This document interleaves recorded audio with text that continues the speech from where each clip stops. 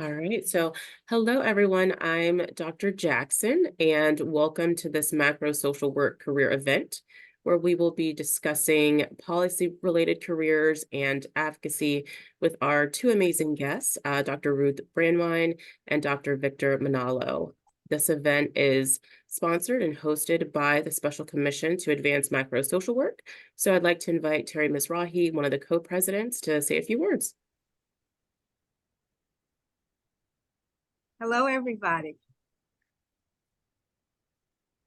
Wonderful to see coming up on 100 plus folks here today.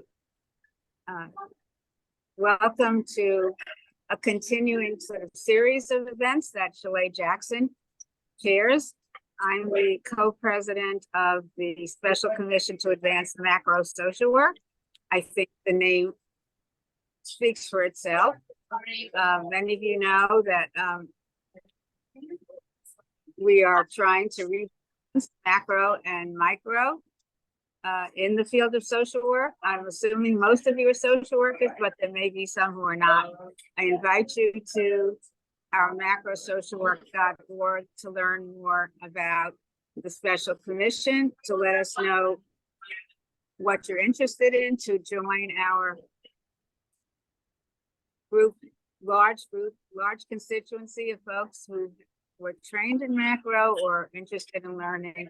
And again, welcome to this wonderful event. I think you'll learn a lot. I'm very happy to be part of it. And thank you, Shalay, for your wonderful leadership. And thanks, of course, to Victor and Ruth, who are good friends and colleagues for many years. So welcome.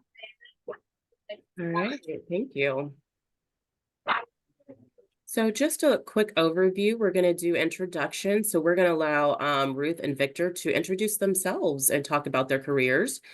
Then what's really unique about our events is that we have questions that have been submitted by students across the country.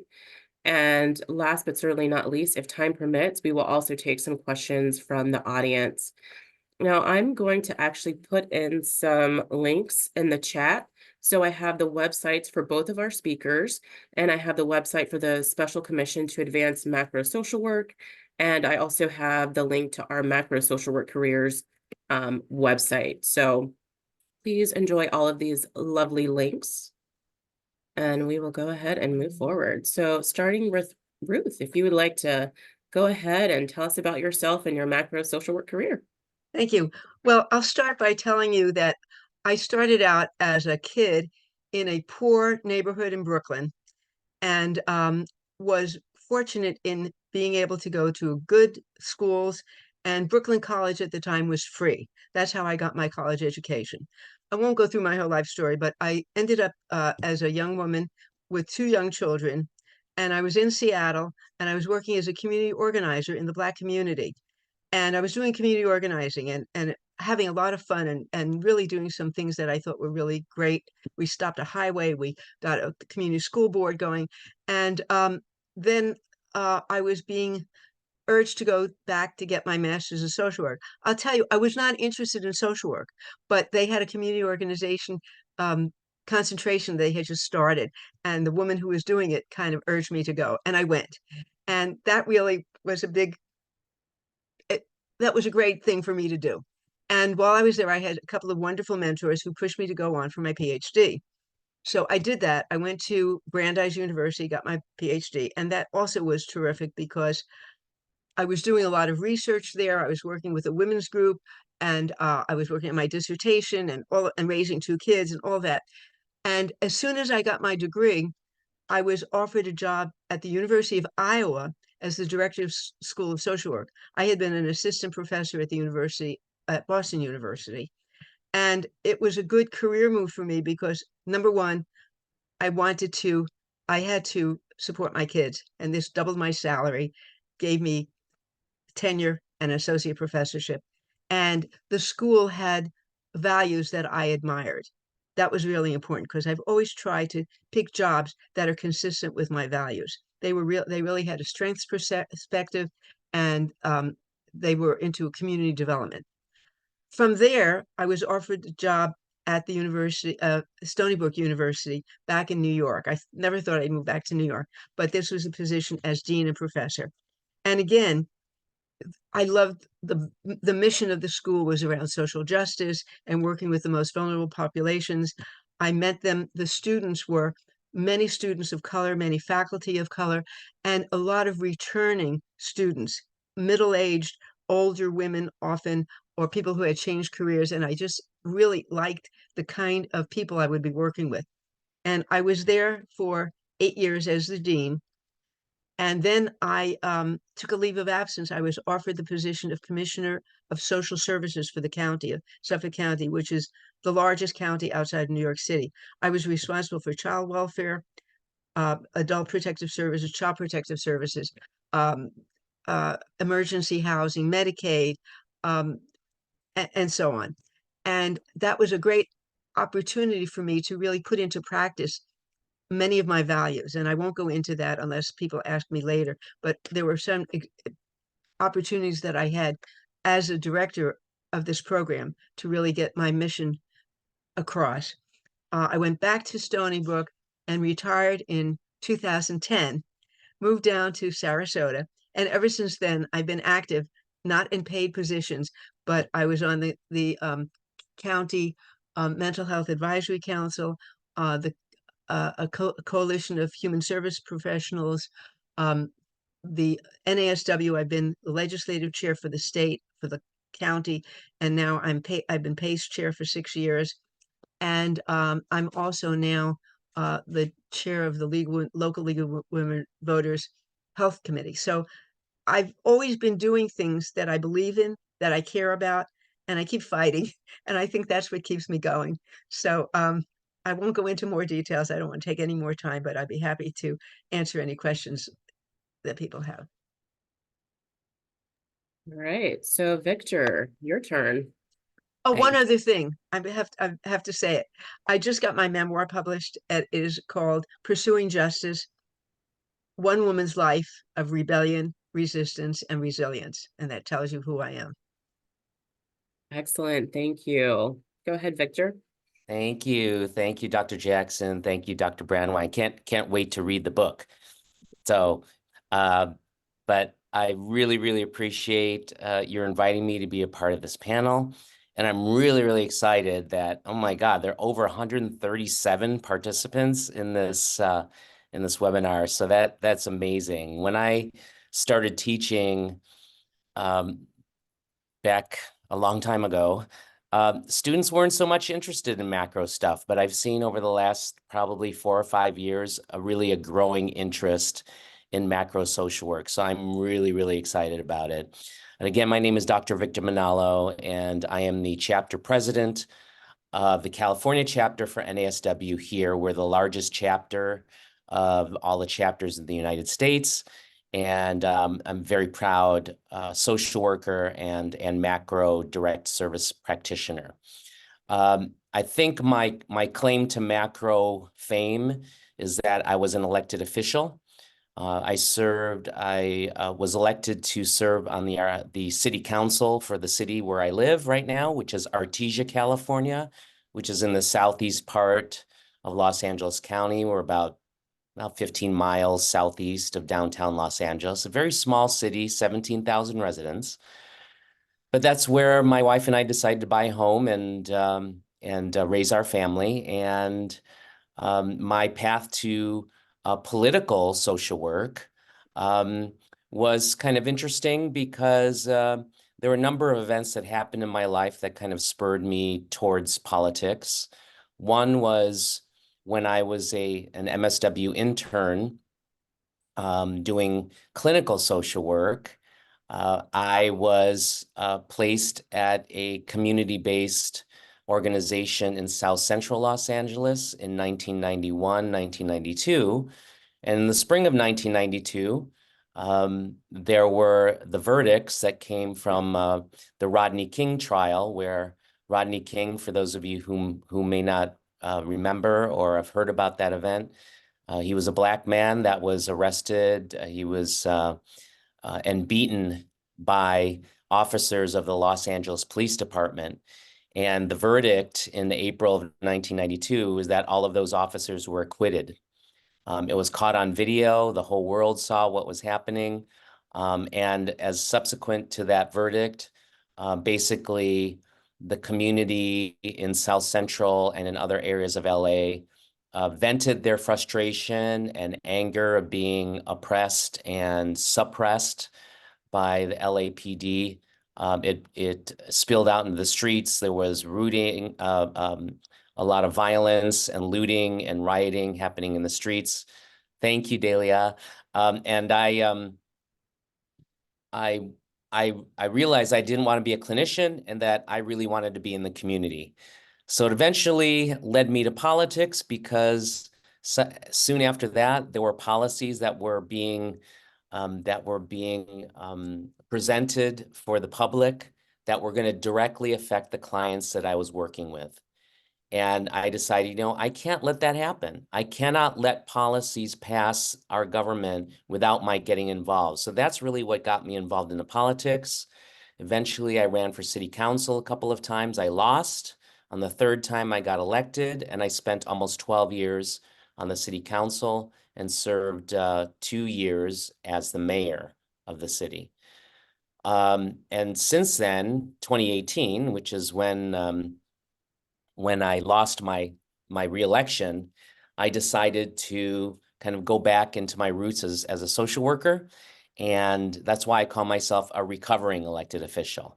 And I'm recovering now to be, to be really advancing macro practice as well as political practice. That is, social workers being civically engaged as a way to achieve social justice. So I'm very excited to be here and I'm looking forward to answering all of your questions. Thank you.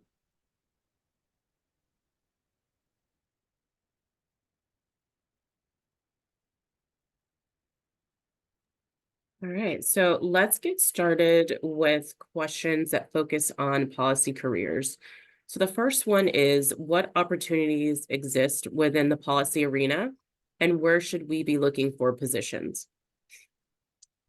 Oh, well, I'll start. I'm sure Victor has many other really important points, but you can be a policy analyst either for nonprofits at the national level, state level, local level, or a policy analyst for government at federal, state, or local levels, in different departments, health and human services, obviously, uh, uh, Office for the Aging, Administration of Aging, Department of Social Service, Department of Children and Families. I mean, many of these areas that social workers are skilled at.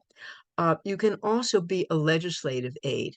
And I would really urge more social workers to do that. That's a key position.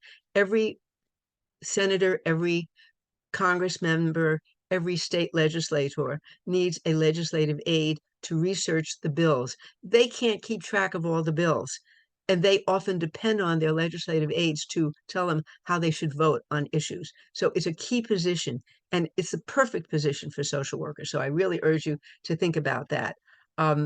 There, I could go into the different agencies, different organizations, but I'll leave that for further discussion. Yeah, thank you. I think I would add to that is that I would say that your options and opportunities in the policy arena and even related in the government, not just in government, but in other areas, is really only limited by your own imagination and your own willingness to go out there and look to see what opportunities are available, because you're not going to be able to Google social work or put social work into Indeed.com and find all of these wonderful macro jobs.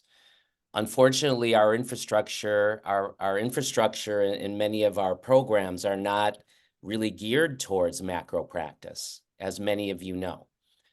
So we really do have to, most of the macro social workers that I've talked to had to pave their own way and find their own trail as to how to get there. So, but I agree with Dr. Brandwein. There are so many opportunities for you to work, just working in the government space. And we're talking about all levels of government, not just at the federal level. You have state elected officials City. that, and on the city as well.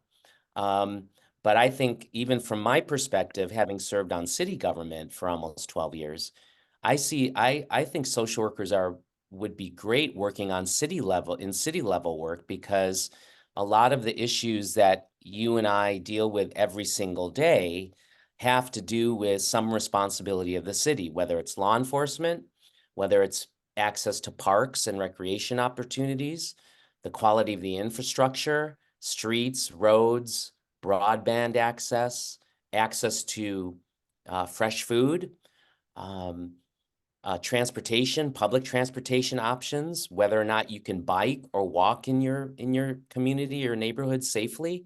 All of these are issues that are really covered at the local level. And So I see housing, a lot of opportunity. Yeah, and housing, housing, absolutely. yeah. But I think there's a lots of opportunities, but you're going to have to pave your own way. And so what I usually tell my students is that go out and meet people. Meet the people that are doing the kind of work and have and where you see potential, where you can you can make a contribution and make some impact. Talk to those people, find out how they got there, because your skills as a social worker are are very much valued in the community. The problem is we don't know how to say that we have skills that apply to something else other than social work. So that's definitely what I would suggest there. Yes, Leah, you could be Leslie Nope. That would be awesome. All right. So the next question is from Daniela from Florida State University, and she says, how does one go about entering a policy-focused career as a social worker? Well, I think we already started to talk about that, but networking is really important. Go to meetings, uh, network. You, if you're interested in women's issues, you can do Planned Parenthood now. Um, Other local organizations that deal with women. If you're interested in environment, Sierra Club, Audubon Society. I mean, there are a lot of local organizations also that are involved with government improvement. You go, you meet people, you talk to people, and you find out what they need and how you can help. And I think we often denigrate our own skills. Um, Basic social work skills, like starting where the client is. When I was teaching, I had a social justice center at Stony Brook, and we did legislative advocacy. We were teaching that. And you start a legislature, when you're going to meet them, is your client. You start where they are. What are they interested in? What can you help them with? And we have the listening skills, we have the communication skills, we have writing skills, we have speaking skills. Those are skills that we can provide to an organization. And we need to have confidence that we have that, and as well as the expertise around substantive policy issues. So don't denigrate your own skills, and be your own advocate. You can't advocate for other people unless you're also able to advocate for yourself. Right. And I would add to that to what you said, Dr. Brandwein, about really advocating for yourself, but you have to, you part of what I think a big hurdle that we have is not just in ourselves, right? Our inability to identify and articulate what our skills are, but the people that you're talking to in government don't know what a social worker is, what they do, and if Mhm. even if they have an inkling about what it is that social workers do, it's not policy, right? We work directly with the children that need protection. We work directly with the people that are unhoused. That's their very minimal perception of what social workers do. So that's why you have to come in and say, this is what I can do as a social worker with my skills. Don't think of me as a social worker if you don't want to, but think of me as a person that has skills that can help you do what you need to do, whether that's policy analysis or working in communities. You all have the skills to do that, but you have to also educate people, because I have two of my students right now that are interning with a county supervisor, and they are having a very difficult time because no one in that office really understands what a social worker does, what a social worker can do in a legislator's office, and it's very frustrating. So we have to do our part to educate too. They're not going to open doors to you just because you're a social worker. They're going to open doors to you because you can demonstrate that you have the skills and that they can trust you to do the work that needs to be done.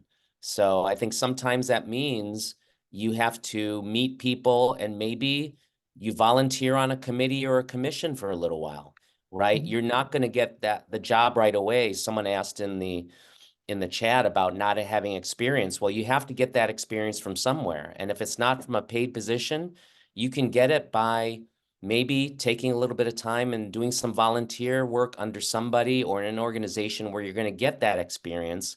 Then you can make your connections and get access to those positions that you want to have. And if you're in the School of Social Work, it would be helpful if you can advocate for yourself to get an internship while you're in school in one of these offices.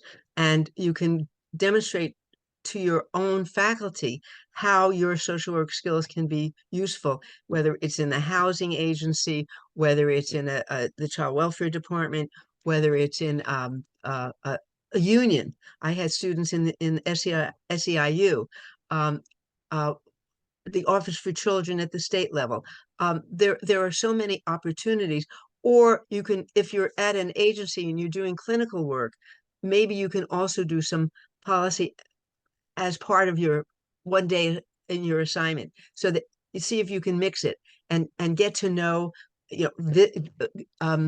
sit in on the board meetings, get to see how a board works, get to participate in some committees, see how committees work, so that you know how to work with those kinds of groups. That's important. It's basic group work, which is social work, but it's not group work with a client. It's group work with your colleagues.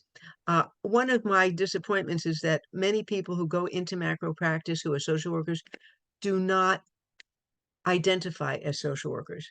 They're embarrassed, they're ashamed, or they're fearful that they won't be recognized, and so they talk about, I'm a policy analyst, I'm this or that, and I think it's important that we do say we're social workers, and not but and we have these kinds of skills. Not all social workers are doing clinical work.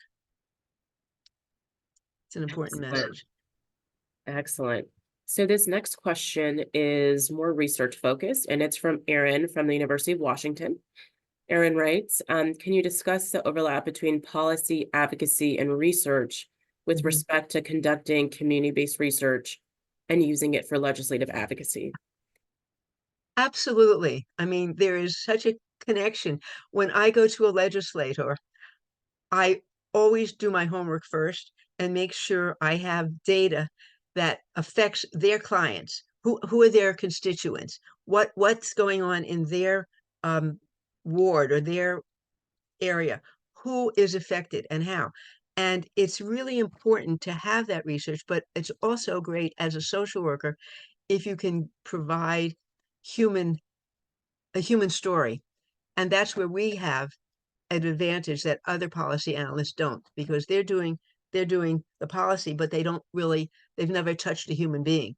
So if we can mix our research with real life experiences and engage the legislators in what's really going on and how the research affects their constituents. Because as somebody once told me in my first community organizing job, the first job of a politician is to get elected. And you know what the second job is? To get reelected.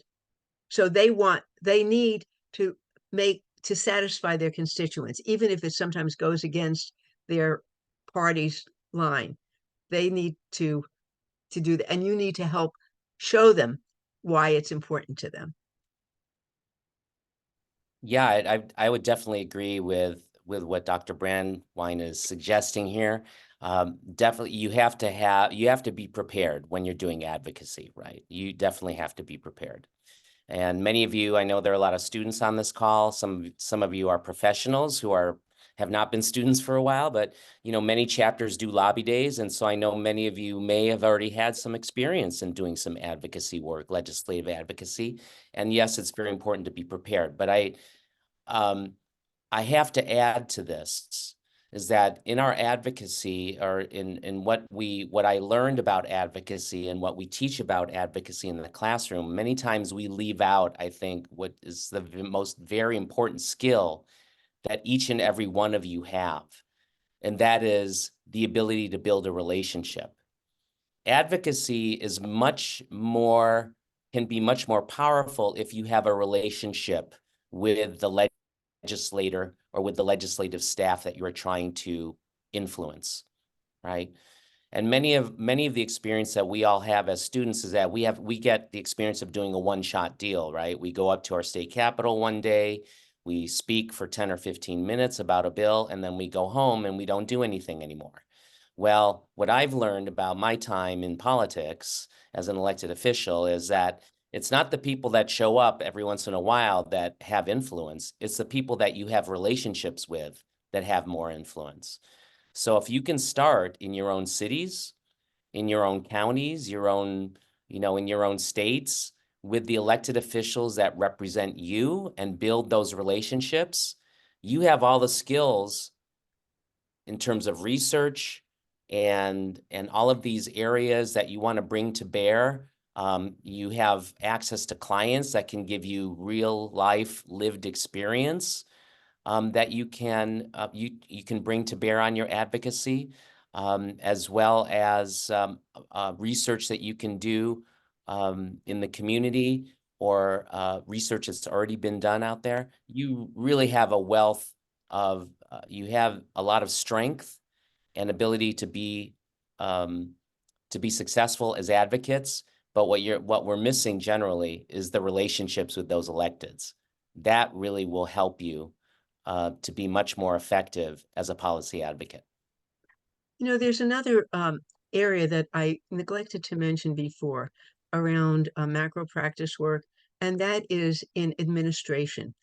What has always rankled me is that a lot of social work agencies are now run by doctors, by lawyers, by MBAs, and they don't know what social work is. And I have taught classes on women in administration and social work schools, and a lot of women are saying, "Oh, I don't know if I want to do this," and are not as confident in their abilities. But you can really affect policy as an administrator. If you're the head of an agency, you can determine where the agency should go. You can help frame the mission and vision of the agency. You can train new workers in the agency so that they have the social work values. Those other administrators don't have our values. And so you're doing policy at not at a governmental level maybe, but at an agency level. And that is affecting clients. And that's also very important work. And also, as a social worker, a lot of people go into private practice because they want to make a living. And social work, as we know, pays lousy. Part of the reason I went into administration, I had 2 kids to support. I was a single mother. And by becoming the director of the School of Social Work, I doubled my pay and got tenure, by the way. But I didn't go for it just for that. But administration is an avenue where you can earn a living and remain as a social worker and not have to, become an Avon lady or something on the side. All right. So in response to that previous question, I heard the term skills emphasized several times. So I'm going to skip around a bit because James from Michigan State University asked, what hard skills should a social work student obtain in order to be positioned for policy and advocacy related roles? Well, do you want to take that first, Victor, or shall I? Go ahead. I'm Okay. thinking. Maybe you'll when help you're talking about, with my response. the question itself is interesting when you talk about hard skills. Yes, you need to know how to do research, how to analyze research documents, how to interpret research. That's very important. That's a very important skill. Another very important skill is how to write, not only academic writing, but how to write for a lay audience so that you can interpret what you know so people will understand it. So you can write an op-ed piece for the newspaper, so that you can write a letter to the editor, so that you can write for an organization, so that you can get people to understand what you're saying and why you're saying is important. But I also emphasize that our social work skills are also important. I said that before, I think, that knowing how to interview someone, knowing how to listen to somebody, knowing how to emphasize, starting where the client is. I mean, when I go into a legislative, I do my homework first. Do they have young kids? Well, can I work with them on child welfare issues, on daycare? What committees are they on? What are their interests? I had an important lesson one time as a community organizer. My board president and I met with some official for dinner. And through half of the dinner, they were talking about sailing. And I was like, what the hell is going on? This is supposed to be a meeting to see if we can get them to, help with our program. And they were, they bonded. And by the end of the meeting, the president was really clever, very cool. And then he said, and by the way, the blah, blah, blah, blah. And the guy said, oh, sure, of course I'll sign on to that. This is a great example of how our social work skills in relating to people, in listening, into understanding where they're coming from can help us. Now, is that a hard skill or a soft skill? I don't care, but it's a skill that we need. So, in addition to the research skills. I totally agree with you. I do training of local government staff and employees, and many of the people in those positions, they have a lot of technical expertise, right? They're engineers, then they know how to build roads and things like that. There are people that know how to work water systems, right? There are all kinds of folks that have very specific technical expertise. But you know why they come to training? Because they don't know how to work with people, right? An engineer knows how to build a road, and they know how to technically get that project done. But if they have to manage a team of 10 people, they don't know how to do it. That's why they come to training, because they get promoted to a position of supervisor, and they don't know how to get people to work together. Guess what? You all know how to do that, or at least you have the ability to go out and to do that, to demonstrate that you can do that. So it's really not the hard skills that you need. You don't need extra degrees. You don't need to go back to school. You don't need to, I had students that said, I need to go back and get a master's in public policy to be in politics. No, you don't, right? Many of you are, MSW students, I see. Some of you are maybe bachelors, but with your social work degree, you have tons of skills that the public sector, all sectors need and want and value. You just have to be confident in what you have and be able to apply it to the policy or any macro situation that you want to get yourself into. I just want to add on, I absolutely agree with what Victor is saying. It's important that we don't have to do it all. We have to collaborate with other people as a team. They may have certain skills, we have other skills. When we were fighting the highway, successfully, by the way, we stopped a federal highway in Seattle. There were engineers, there were architects, there were highway people.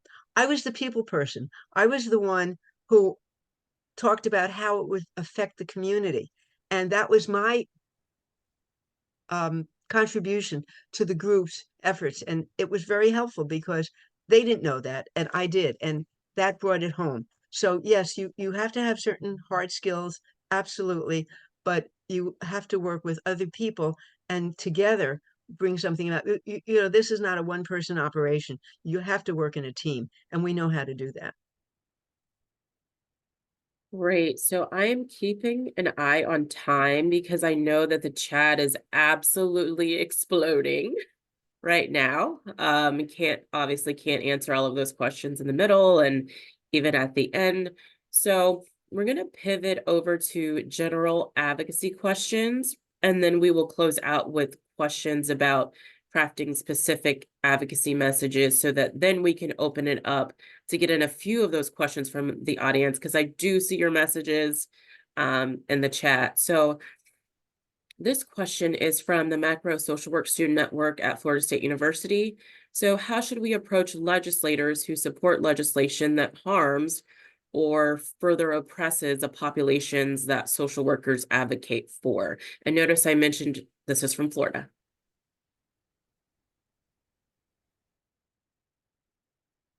Well, I don't know. Ruth, do you want to take a crack at that? You want me to go first? Why don't you go first this time?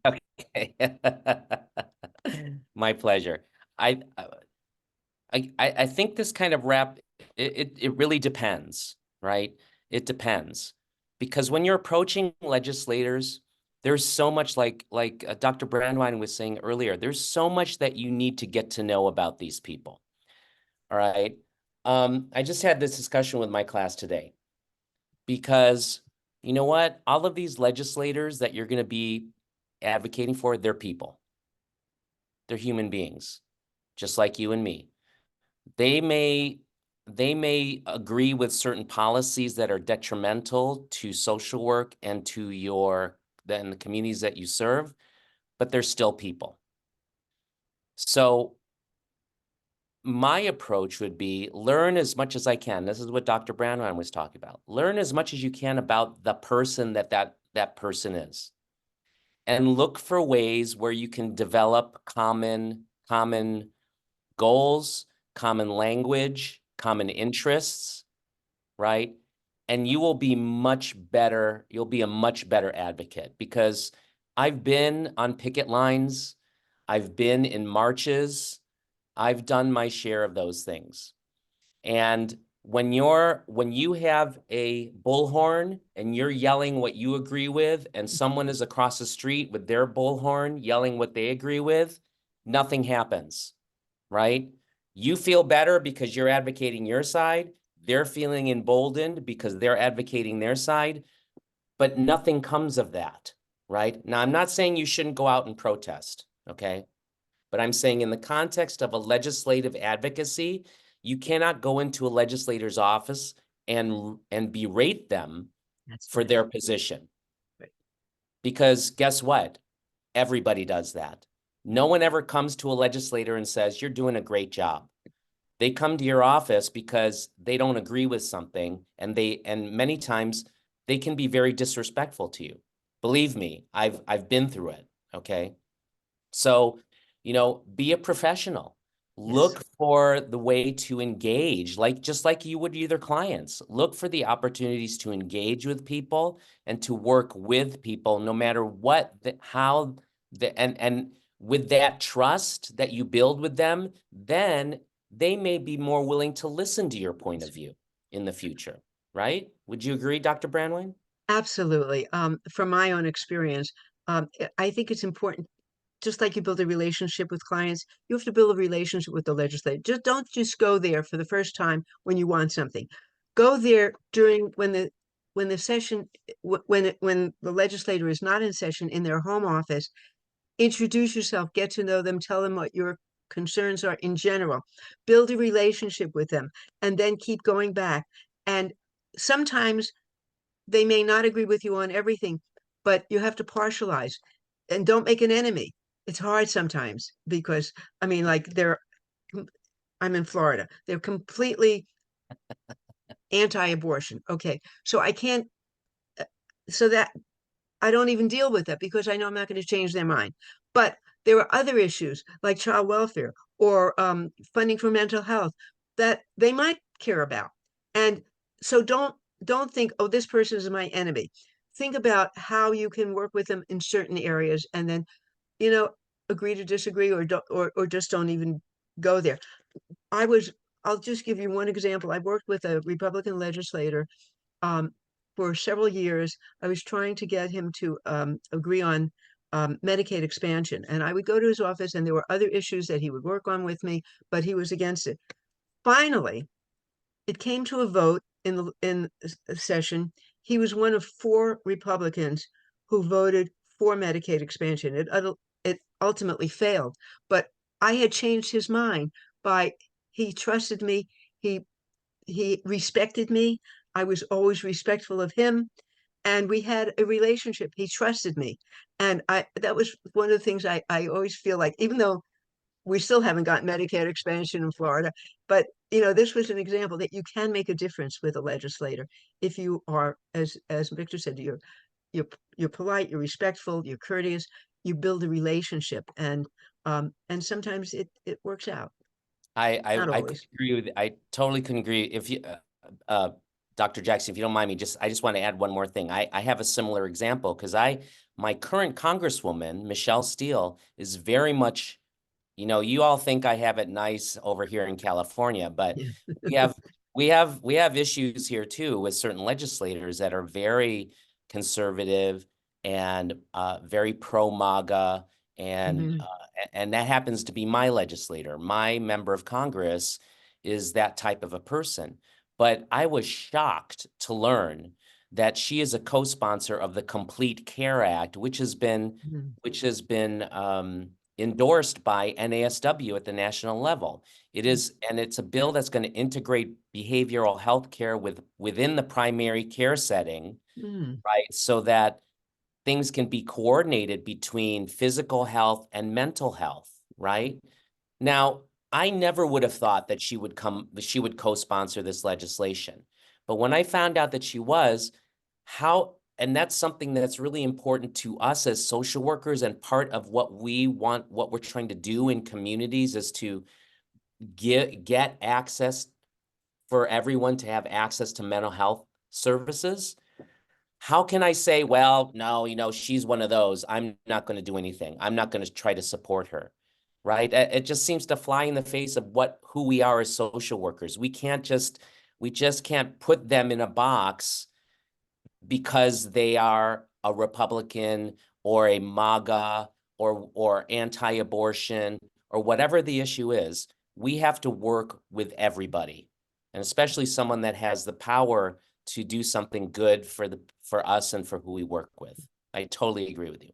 And sometimes, unfortunately, it's this way, but if a legislator, one example, has a son who's disabled, they're going to work on legislation around disabilities.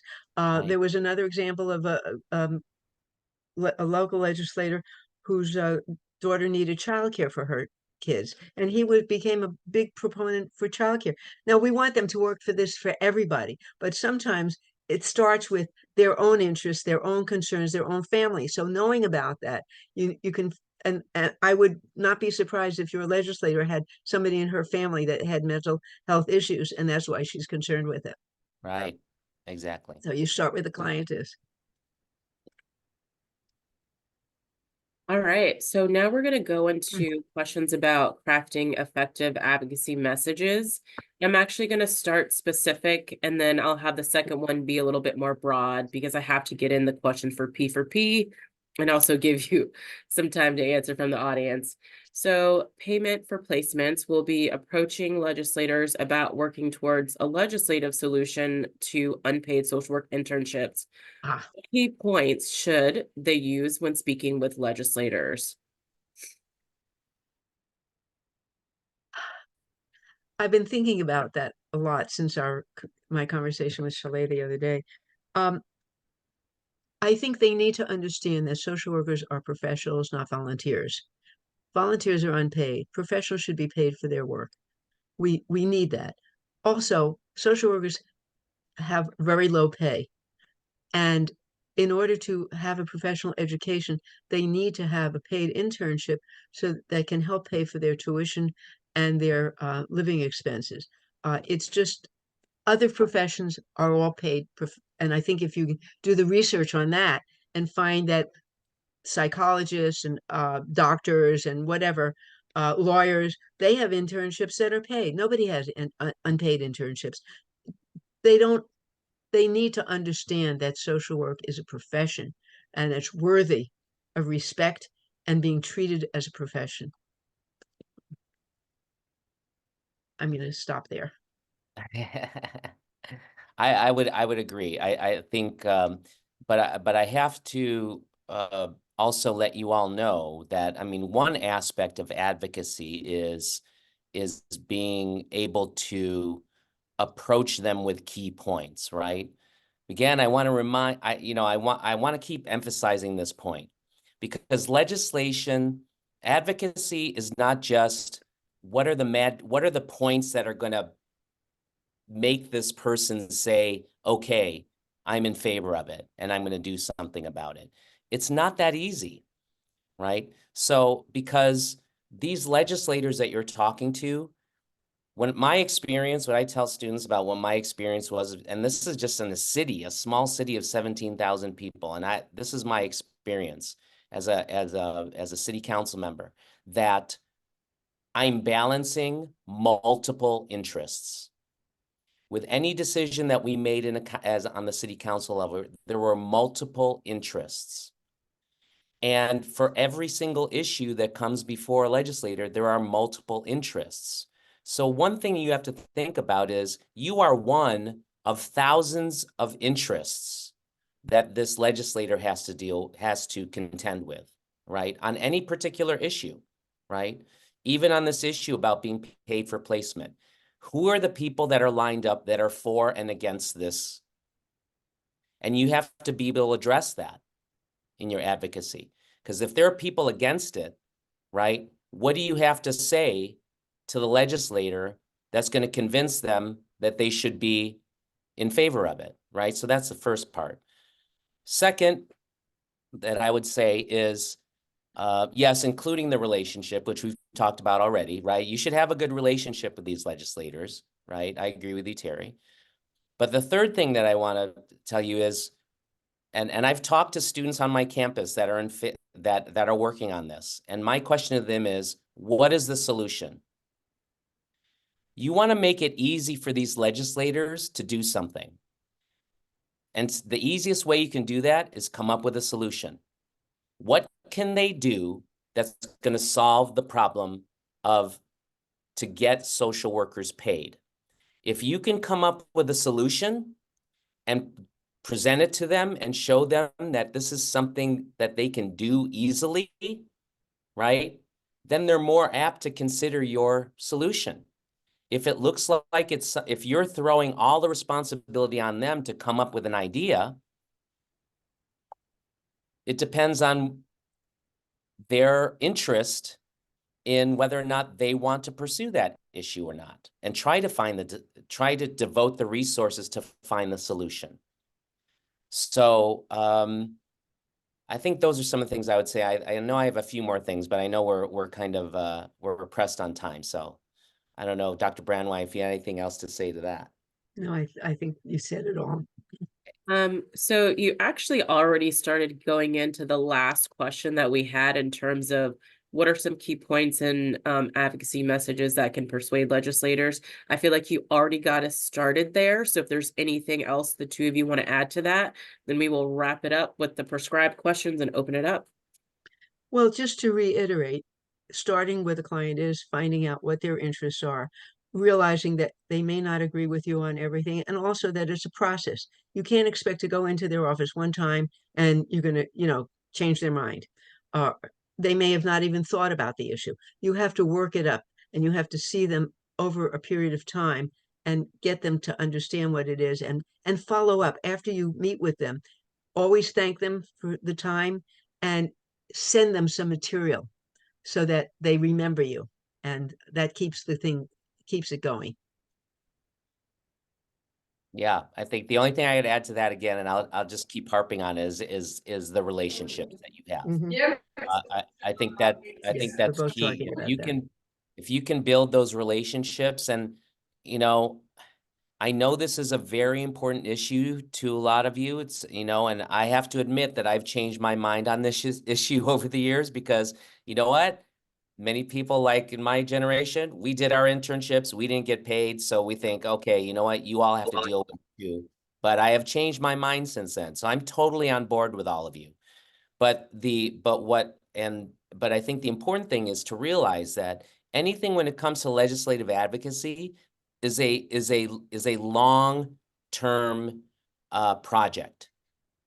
This is not something that's going to be solved when you get a critical mass. It's not going to be solved in 3 months or 6 months or 1 year, especially at the federal level. Talk to Sarah Butts, who's our legislative person, our lobbyist in NASW in Washington, D.C. She'll tell you it takes years for legislation to gain enough momentum to pass just the House of Representatives, right? So you have to be in this for the long haul. You can't just be in it when you're a student and then you get your job and then you're done and nobody is left to advocate, right?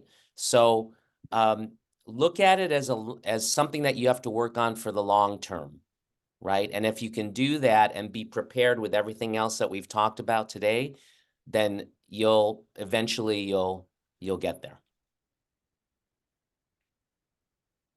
What was her name? You can contact me and I will do an e-introduction for you. I put my email in the chat. All right, so now we'll just go ahead and open it up to questions from the audience. If you could put it in the chat, and then I will ask you to unmute. All right, so Sophia, you can feel free to go ahead and unmute and ask your question. Hi. I wanted to ask, how do you pivot from clinical social work to macro social work? Okay, if you're in an agency doing clinical work, you can tell your supervisor that you're interested in doing some policy analysis or that you would like to be part of a committee. Find out what the agency is working on and see if there's something that you can do that would help them. Whether it's some kind of policy analysis or whether it's chairing a meeting. Maybe they may be short-staffed. They may have they sometimes administrators have to go to all these different meetings in the community with different agencies and all. You can volunteer to go with them and take notes or go for them. So find a way that you can be helpful to them that gets you into that kind of organizational or interorganizational activity. And then from there, move into administration. Thank you. Not in one step. Yeah, I would agree that there are opportunities within the own agencies and organizations that you work for. We tend to be, because of organizational structure and a lot of things, we tend to focus just on the work that we're doing, right? Because, well, obviously that's what you get paid for. You get paid to do a certain job, and you kind of end up having these very focused blinders on where you only do the work that you're going to do. But there's so much to your organization and agency that may be doing things that may be of interest to you and you can't see it. So I would say, like Dr. Brandwein said, connect with people in your agency that are doing, and macro work is so general and so huge. It really depends on what your interest is. Ultimately, what I would say is look for the people that are doing the kind of work that you want to do and talk to them. I have found that many people, especially in a social service agency, whether they're social work or not, they're willing to help you. They're willing to give you pointers. They're willing to share information with you and share their stories and tips and connect you with people that can help you. Go out and find people that are doing the kind of work that you're interested in and get information. In fact, how did you do that? How did you get there, right? And how can you then pivot to position yourself where you can start looking for and getting access to those jobs. All right, so next we will have Anna Maria, and when Anna Maria finishes and her question is answered, then Megan, you can go ahead and unmute and ask your question. Thank you for letting me ask. So I'm in this really weird pickle where I graduated with my MSW. I got my license like last week, but like all my internships were from like admin roles. So when I was told I can go policy, they want more clinical basis, but because I don't have my internships and clinicals, no one clinical wants to take me now. So I'm in this like weird parallel universe where I need clinical experience to get policy work, but I only have admin to get clinical. I'm in a pickle. I don't know how to continue. It's been a couple months since I'm trying to get a job and I don't know how to continue. Do you have any advice for my pickle? I'm not really clear why they want you to have clinical work if they want you to do macro practice. Is that they want you to be able to understand where the clients are coming from, or can you expand a little bit on that? Yeah, they were saying that they want to know that I have the skills to deal with clients one-on-one basis and the fact that I know where the clients are coming from. And when I explained that I've done a lot of I did the IPE program, which is the interprofessional education with all the different medical schools from Dell's Children and all that. Apparently that's not enough either. So I don't know what to do. Well, I would say, I would just jump in and say, Anna Maria, that if you want to do policy with a clinic, for a clinical population, then you're going to have to gain that clinical experience somehow, right? And I think this kind of relates to some of the questions that I've seen in the chat about should you get your license if you don't want to be a clinician or if you want to do macro. I see it depends on your situation, right? What I've seen here in California is that the people that get promoted to be in positions of administration in their organizations, right? If it's a Department of Mental Health, for example, or a nonprofit that primarily does clinical work, yes, they're going to want people that have their license because it's a clinical agency, right? I did not get my license because I knew I didn't want to be a clinician and I was not looking for a position of administrative responsibility in a clinical agency. I went to politics and I didn't have to have a clinical license. So I decided not to do it. So it really depends on your unique context and situation as to whether you should or shouldn't. But, no matter which way you go, what I would say, just as a very, one of the final things probably that I'll be able to say is also follow your gut and follow your heart. Because what I did when I first graduated as an MSW,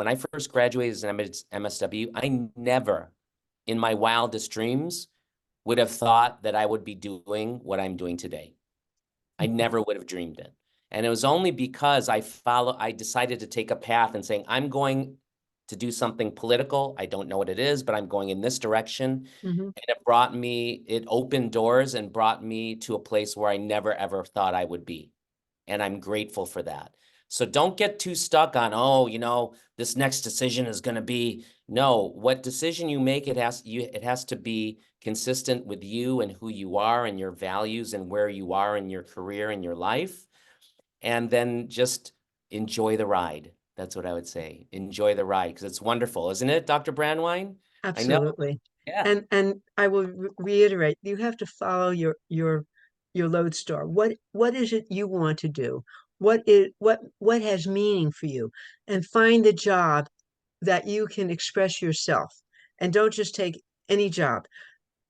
Sometimes we feel, oh, I have to get a job to earn a living, but it's really important to think how the job can help you. I also never got a clinical license because I never wanted to do clinical work. I wasn't interested in. But on the other hand, I was a little bit older. Sometimes for really young people, there's a feeling that, well, if they just do administration and they haven't done any clinical work, they don't know what they're talking about. I guess that's a kind of a reverse ageism thing. But I think somebody in the chat room said in your social work training, you probably had courses in clinical work as well as administration. I don't know of any school that's only administration. So you may have more skills than you realize, even if you haven't worked directly with clients. So again, you have to figure out how you can make it work. Or, as Victor said, you may not want to work in an agency that is a clinical agency. You may want to work in a university setting. You might want to work in a in an advocacy organization. There are many other paths that you can take rather than a traditional social work agency. And then if you do a good job on that, you may come back and they may hire you to be an administrator. So, you know. All right, so it is now you. 7 o'clock. So I want to thank all of you all for coming. Please check out our guests' lovely websites to find out about, Dr. Brandwein's memoir that's coming out. Check out Dr. Manalo's website to find out about his amazing podcast that he has on macro practice. Check out our special commission website and definitely peruse through our macro social work career resource guide. So thank you all for coming. Really appreciate it. And hope to see you at future events. I want to thank Thank you. Chalet and Terry for this opportunity. This is just marvelous to know there are so many students on this. And my website is ruthbrandwein.com. Thanks, everybody. Thank you, Dr. Jackson. Nice to see care. you. And nice to meet with you, Victor. You're terrific. Yes, it was wonderful. Thank you so much.